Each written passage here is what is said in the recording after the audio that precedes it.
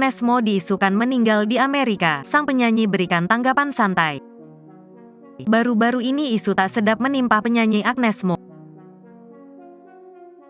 Agnes Mo dikabarkan meninggal dunia saat berada di Amerika Serikat.